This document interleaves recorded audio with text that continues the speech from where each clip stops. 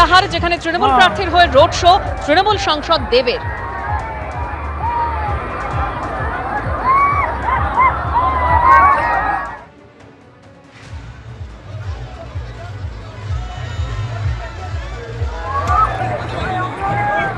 একদিকে আজকে road show করলেন মমতা বন্দ্যোপাধ্যায় এবং বাঁকুড়া সভা থেকে আজকে বিজেপিকে তীব্র আক্রমণ শানিয়েছেন তিনি। অনেক কেলেঙ্কারি করেছেন, দেশকে বিক্রি করে দিয়েছেন, এবার নিতে হবে তার বদলা। মানুষকে লাইনে দাঁড় করিয়েছো, 250 জন আত্মহত্যা করেছে। শিউরির সভা থেকে আজকে বিজেপিকে এভাবেই নিশানা করলেন মমতা বন্দ্যোপাধ্যায়।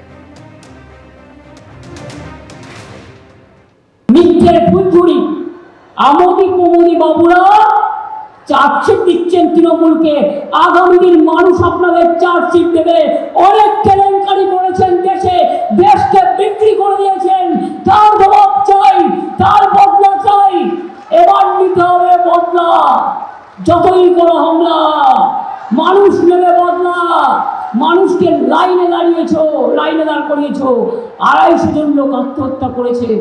বয়োজ্যেষ্ঠ মা বোনেদের তোমরা 80 বছর বয়স, 85 বছর বয়স, সারা জীবনে দেশে আছে, তাদের অক্সিজেন নল নিয়ে যেতে হয়েছে, তাদের তোমরা বাদ দিয়ে দিয়েছো।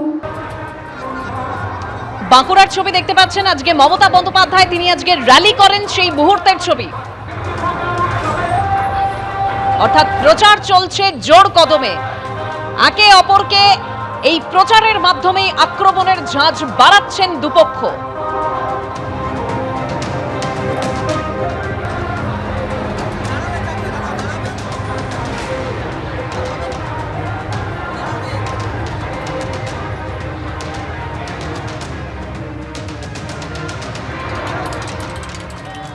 একদিকে কেন্দ্রীয় স্বরাষ্ট্রমন্ত্রী দুর্গাপুরে তিনি রোড শো করলেন এবং রোড শো শেষে বক্তব্য শুরুর মধ্যেই তিনি দুর্গাপুরবাসীকে ধন্যবাদ জানালেন। দুর্গাপুরে রোড শো করলেন কেন্দ্রীয় স্বরাষ্ট্রমন্ত্রী। রাজেন্দ্র প্রসাদ অ্যাভিনিউ থেকে চণ্ডীদাস বাজার পর্যন্ত তার রোড শো। অন্যদিকে বাঁকুড়ায় আজ মিছিল করেছেন মমতা বন্দ্যোপাধ্যায়।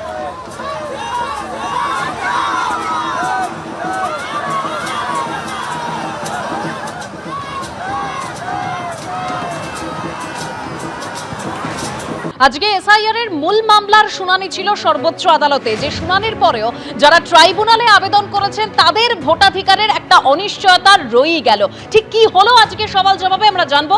সৌভিক মজুমদার আমাদের সঙ্গে রয়েছেন। সৌভিক, দেখো, মূলত এই অনিশ্চয়তা থেকে গেল, তার কারণ হচ্ছে তুমি জানো যে আইনজীবী কল্যাণ বন্দ্যোপাধ্যায় তিনি প্রথমে এই মামলাতে সওয়াল করেন এবং বলেন যে তার কাছে খবর রয়েছে যে ইতিমধ্যে প্রায় 16 লক্ষ মানুষ তারা এই ট্রাইব্যুনালে গিয়ে আবেদন করেছেন এবং তার বক্তব্য হলো যারা এখনো পর্যন্ত ট্রাইব্যুনালে আবেদন করেছেন তারা প্রত্যেকে যাতে ভোট দিতে পারেন সেই নির্দেশ সুপ্রিম কোর্টের তরফ থেকে দেওয়া হোক, এই মর্মেই কল্যাণ বন্দ্যোপাধ্যায় তিনি কিন্তু আবেদন করেন।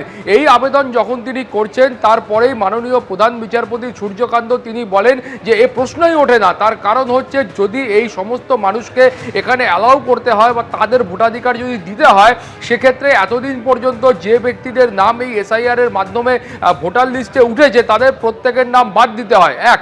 এবং এরপরে তুমি জানো যে ইলেকশন কমিশন অফ ইন্ডিয়া তাদের তরফ থেকে বলা হয় যে এই যে ভোটার তালিকায় নাম ওঠা এবং নাম সংযোজন এবং বিয়োজন এটা একটা কন্টিনিউয়াস প্রসেস। ফলত এই প্রসেসের মাধ্যমে কিন্তু গোটা বছর ধরে এই প্রসেস কার্যত চলতে থাকে। কিন্তু যে ইলেকশন কমিশনের যে আইন রয়েছে বা নিয়ম রয়েছে সেই নিয়ম অনুযায়ী মনোনয়নপত্র দাখিল করার যে শেষ দিন রয়েছে সেই দিনকেই কিন্তু ভোটার তালিকা ফ্রিজ হয়ে যায়। ফলত সেই ফ্রিজ হয়ে যাওয়ার পরে যে তালিকা অবশিষ্ট থাকে সেই তালিকা অনুযায়ী কিন্তু নির্বাচন সংগঠিত হয় বা সেই ফ্রিজ হয়ে যাওয়ার তালিকায় যে ভোটারদের নাম থাকে তারাই কিন্তু সেই নির্বাচনে অংশগ্রহণ করেন। এরপরেই মাননীয় বিচারপতি জয়মাল্য বাগচি তিনি খুব স্পষ্টত বলেন যে এই যে গোটা বিষয়টা তিনি এই মুহূর্তে দেখতে পাচ্ছেন, সেখানে কিন্তু তিনি দেখতে পাচ্ছেন যে সংবিধানের যে 142 নম্বর ধারা রয়েছে, অর্থাৎ তুমি জানো যে ধারায় সুপ্রিম কোর্টকে সংবিধান ক্ষমতা দিয়েছে যে ন্যায় বিচারের জন্য তারা যে কোনো ধরনের নির্দেশ প্রদান করতে পারেন, সেই ধারায় তারা যদি মনে করেন, অর্থাৎ সুপ্রিম কোর্ট যদি মনে করেন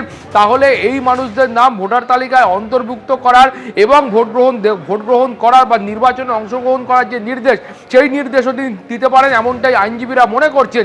ফলে এই কারণেই কিন্তু এখনো পর্যন্ত সংশয় তৈরি হয়েছে যে ট্রাইব্যুনালে যারা আবেদন করেছেন সেই মানুষদের ভবিষ্যৎ কী হবে। ফলে সুপ্রিম কোর্টের তরফ থেকে এখন চূড়ান্ত নির্দেশ আসলে তারপরেই কিন্তু স্পষ্ট হবে যে যারা ট্রাইব্যুনালে আবেদন করেছেন তারা আদৌ এই নির্বাচনে ভোট দিতে পারবেন কিনা। ধন্যবাদ সৌভিক। এবিপি আনন্দ, এগিয়ে থাকে, এগিয়ে রাখে।